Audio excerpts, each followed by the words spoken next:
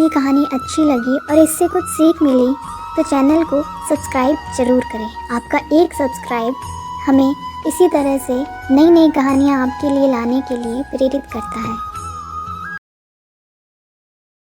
नमस्कार दोस्तों, आज की कहानी।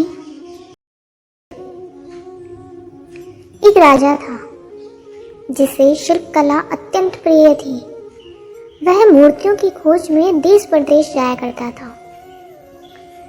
इस प्रकार राजा ने कई मूर्तियां अपने राजमहल में लाकर रखी हुई थी और वह स्वयं उनकी देखरेख करवाते।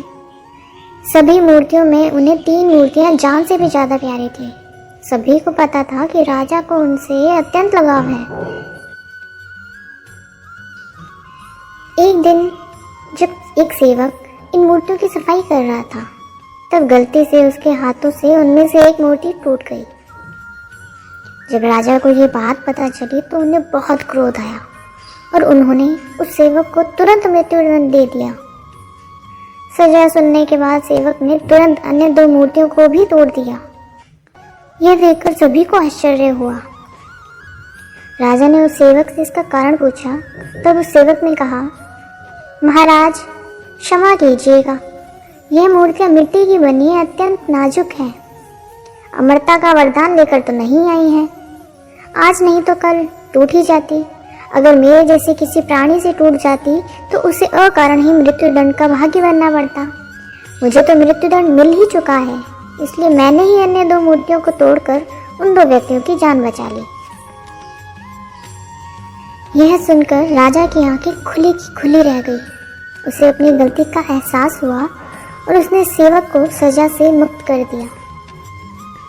सेवक ने उन्हें सांसों का मूल्य सिखाया। साथ ही यह सिखाया कि न्यायाधीश के आसन पर बैठकर अपने निजी प्रेम के चलते छोटे से अपराध के लिए मृत्युदंड देना उस आसन का अपमान है। एक उच्च आसन पर बैठकर हमेशा उसका आदर करना चाहिए। राजा हो या कोई भी, अगर उसे न्याय करने के लिए चुना गया है तो उसे न्याय के महत्व को समझना चाहिए। मूर्ति से राजा को प्रेम था, लेकिन उसके लिए सेवक को मृत्युदंड देना न्याय के विरुद्ध था। न्याय की कुर्सी पर बैठकर किसी को भी अपनी भावनाओं से दूर हटकर फैसला देना चाहिए। राजा को समझ आ गया कि मुझसे कहीं गुना अच्छा तो वो सेवक था जिसने मृत्यु के इतने समीप होते हुए भी परहित का सोचा।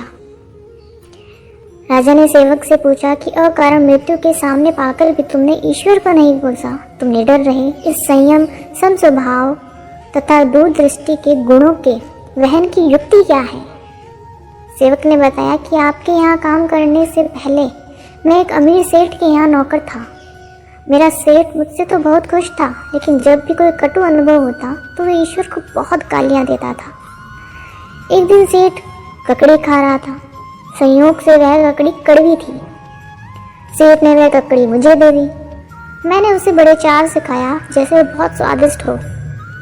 सेठ ने पूछा, ककड़ी तो बहुत कड़वी थी, भला तुम ऐसे कैसे खा गए?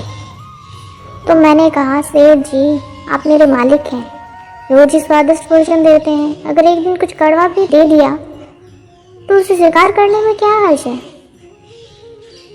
राजा जी, इसी प्रकार अगर ईश्वर ने इतनी सुख संपदाएं दी हैं और कभी कोई कटु अनुदान दे भी दे तो उसकी सद्भावना पर संदेह करना ठीक नहीं। जन्म, जीवन यापन तथा मृत्यु सब उसी ही देन है। असल में यदि हम समझ सकें तो जीवन में जो कुछ भी होता है सब ईश्वर की दया ही है। ईश्वर जो करता है अच्छे के लिए करता है। सुख दुख को ईश्वर का प्रसाद समझकर संयम से ग्रहण करें तथा हर समय परहित का चिंतन करें। फिर मिलेंगे दोस्तों एक नई कहानी के साथ। तब तक के लिए हंसते रहें, मुस्कुराते रहें, अपना ख्याल रखें और इसी तरह हमारे साथ जुड़े रहें। धन्यवाद।